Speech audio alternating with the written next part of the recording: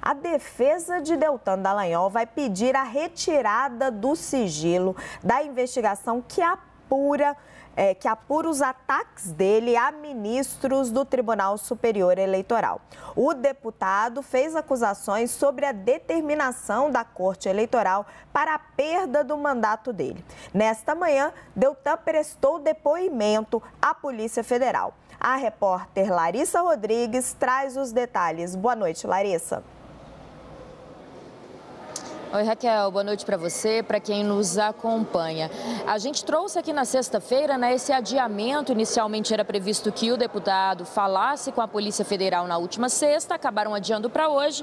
Depoimento que hoje foi realizado, me informaram, de forma online. Deltan está em Curitiba, conversou com a Polícia Federal aqui de Brasília por mais ou menos 1h30, me informaram. Então o depoimento começou por volta das 11 e terminou mais ou menos às 12h30. Raquel, uma informação importante que me passaram, lembrando que segue em sigilo esse inquérito, mas de que durante esse depoimento, segundo algumas fontes, o deputado Deltan Dallagnol teria diminuído, e vou abrir aspas, um pouco o tom de ataque ali ao TSE. E disseram um pouco porque ele não quis mais nomear e fazer ali aquele discurso mais raivoso, mas que, por outro lado, tentou justificar com argumentos de que ele, enquanto deputado, pode sim usar ali da questão da imunidade parlamentar para fazer as suas críticas. Lembrando que Deltan Dallagnol foi cassado pelo Tribunal Superior Eleitoral e, após o resultado da corte, em entrevista atacou diretamente alguns ministros, chegou a dizer que alguns desses ministros do TSE teriam ali algum intuito em sua cassação, que poderiam ter formado uma espécie de conluio. Agora a gente espera, temos trazido essa informação aqui na CNN, pela reunião da mesa diretora da Câmara dos Deputados, porque apesar dessa decisão de cassar o mandato de Deltan Dallagnol, para ele ser considerado ex-parlamentar e perder ali o direito de votação, de deputado mesmo, precisa da chancela da Câmara dos Deputados, da mesa diretora da Câmara dos Deputados. Há inicialmente uma reunião marcada para amanhã, muitos não acreditam que ela possa de fato acontecer, porque essa semana a Câmara fez uma espécie de autorização para que os deputados votem de forma online, tentando emendar a semana toda de feriado. Mas a gente, claro, vai seguir acompanhando para saber se essa reunião acontece ou não amanhã à tarde. Tendo novidades, novas informações, eu volto aqui com vocês. Obrigado, Larissa. Bom trabalho para você. Vou também trazer aqui um pouquinho de bastidor sobre o que eu apurei do depoimento do deputado Deltan Dallagnol à PF. Deltan está depondo no inquérito das fake news, inquérito presidido pelo ministro Alexandre de Moraes. O objeto da acusação que está sendo feita contra ele foi a entrevista que ele deu ao jornal Folha de São Paulo, dizendo que o TSE, o Tribunal Superior Eleitoral, teria se unido para cassá-lo por conta da votação unânime em tempo recorde. A defesa do deputado foi alegar que ele estaria escorado quando falou pela imunidade parlamentar. A entrevista foi dada ainda durante o mandato. Deltan ainda não teve o mandato perdido pela Câmara dos Deputados. Isso já foi uma decisão do TSE, mas ainda não confirmada pela Câmara dos Deputados. A entrevista foi dada no seu gabinete. Ele então está se escorando nisso para as declarações que deu. Ali durante respondendo às perguntas da Polícia Federal, o deputado fez ali uma defesa que aliados dele chamam de uma defesa enfática à liberdade de imprensa, à imunidade parlamentar, e se escorou em declarações de outras pessoas sobre o mesmo tema, principalmente o ex-ministro do Supremo Tribunal Federal, Marco Aurélio, que também foi na mesma linha, dizendo que estranhava a forma como Deltan havia sido condenado pelo TSE.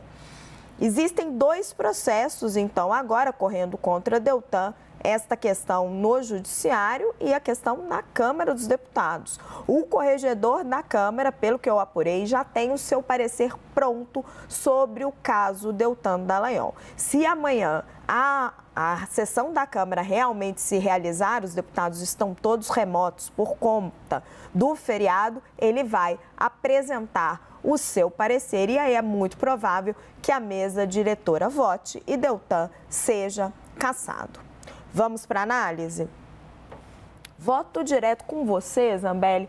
Como que você está avaliando este caso? Tem várias interpretações aí, né? Quando o Deltan se escora na imunidade parlamentar, tem gente de um lado dizendo, olha, ele está se escorando no mesmo argumento do Daniel Silveira, que atacou ministros do TSE de uma forma muito desrespeitosa e alegou imunidade parlamentar. E aliados do deputado dizem que não, dizem, olha, ele não desrespeitou ministros, ele se manifestou sobre um caso em que ele é parte. Que análise que você faz? Raquel, a situação do ex-procurador Deltan Dallagnol, ela é crítica do ponto de vista político e jurídico, né? Politicamente, porque, como você mencionou, a Corregedoria vai só cumprir tabela. Não tem nada que possa ser feito na Câmara para impedir uma decisão do TSE tomada por 7-0. Não foi um placar apertado, foi um placar elástico, unânime. E politicamente também ele fez convocações de protestos para o final de semana que foram um fiasco nacionalmente, né? O grupo dele, aliados do ex-procurador, ele se articulou aí para realizar protestos em várias capitais esse final de semana. Muito pouca gente compareceu, não houve uma aderência ali. Inicialmente esperava-se que aquele grupo mais alinhado a Jair Bolsonaro pudesse participar, depois houve uma divisão. Aliás, o próprio Bolsonaro disse que não era para ir para a rua defender ninguém naquele momento. Então ele ficou um pouco frustrado. Acho que a estratégia política dele está um pouco frustrada. Do ponto de vista jurídico, vários juristas com os quais eu conversei nos últimos dias, eles apontam algumas questões que poderiam ser discutidas no âmbito do Supremo, por exemplo, sobre a decisão do TSE, né?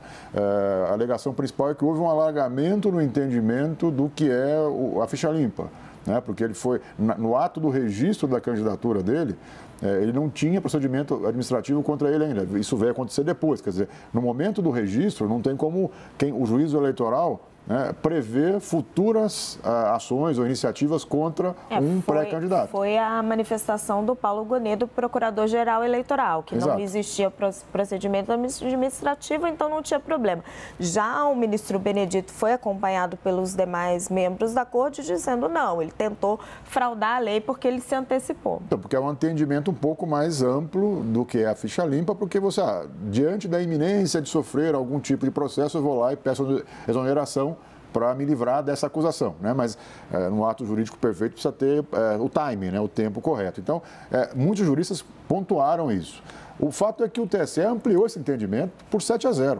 Então, agora, se o procurador Deltan for recorrer, o recurso caiu agora para a relatoria do ministro Toffoli, né?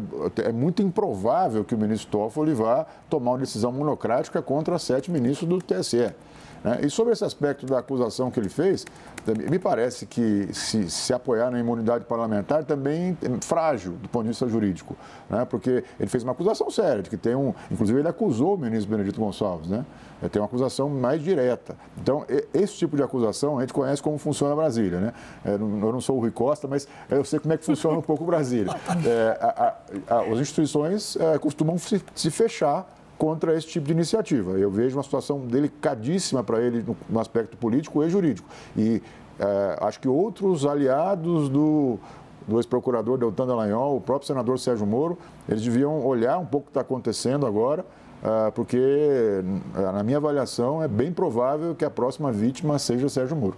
Vamos pegar essa provocação do Zambelli e Tramontino. Como é que fica a situação de Sérgio Moro? Então, o Dallagnol, assim como o Sérgio Moro, né, trabalharam no período da Lava Jato para condenar um monte de gente, para pôr um monte de gente na cadeia. Ou seja, o parlamento não tem nenhuma boa vontade, não terá nenhuma boa vontade para com esses parlamentares. Estão ali do lado deles, mas a gente vê... Opa, deixei cair o caderninho. E a gente vê desde o começo desta legislatura que eles estão ali deslocados, né? Eles não têm um grupo que está ali com eles não são parte do grupo, por causa da ação profissional, discutível ou não, com erros ou com ilegalidades ou não, mas enfim, eles condenaram muita gente. Então agora tem o troco, em política sempre tem o troco, né? Cada dia é um dia, mas o dia seguinte acaba reescrevendo a história. Sempre foi assim. Também acho que Sérgio Moro é próximo. É só uma questão de tempo. Tatiana, como você vê a reação política nas ruas? A gente sente o deputado tentando fazer um esforço para ver se movimenta as pessoas, né? E não consegue. Bolsonaro abandonou, disse, não, isso é uma manifestação oportunista. E detalhe, o Bolsonaro, quando as pessoas estavam pedindo o golpe de Estado, depois da eleição dele, ele em nenhum momento disse, saiam daí. E dessa vez ele foi explícito, né? Não vão às manifestações. O MBL, que também tinha se comprometido a apoiar, fugiu. Por que esse pessoal da Lava Jato não consegue apoio neste momento? Então, porque eu acho que o problema deles não é, tanto do Moro quanto do Deltan Dallagnol, não é só que eles condenaram um monte de políticos, é que eles têm uma completa inabilidade política. O MBL não fugiu deles, o MBL, pelo que vi, né, acompanhando o movimento, se negou a apoiá-lo porque, num momento de tensão com o Bolsonaro, ele foi duro com o MBL. Ou seja, eles não sabem fazer a mise-en-scène da política, né? E estão pagando o preço disso. É engraçado que eu fico pensando, assim, às vezes olhando o Dallagnol na semana passada, convocando para carreatas e andando em cima, era uma coisa melancólica, ele em cima do carro. Fiquei pensando, nossa, o analista dessa pessoa é de sucesso, né? Porque é muita autoestima. Porque é muita autoestima achar que o país inteiro, sabe? O discurso dele, milhões de brasileiros estão revoltados. Não, não estão, é do jogo. Ser caçado é do jogo. Entende? Ainda mais com essa fragilidade jurídica toda em torno da eleição dele, não é um grande ícone da política nacional que as pessoas vão se indignar. Não é Bolsonaro, não é Lula, é só o Deltan, né? Foram duas manifestações, né? No Paraná? Sim, foram duas. Teve uma lá em cima do caminhão, teve uma outra com o pessoal com faixa na rua no fim de semana. Foi triste. Lá da faixa na rua tinha 100 pessoas, em cima do caminhão nem isso tinha. Mas é que eu acho que tem uma questão de fundo também, que não se restringe só aos personagens, assim, por que a pauta anticorrupção não está conseguindo capturar essa movimentação, capturar esse espírito das pessoas, e eu acho que tem um pouco a ver com o 8 de janeiro. Eu acho que as pessoas têm, principalmente esse lado mais ligado ao direito, ainda está com um trauma e não consegue ir para a rua.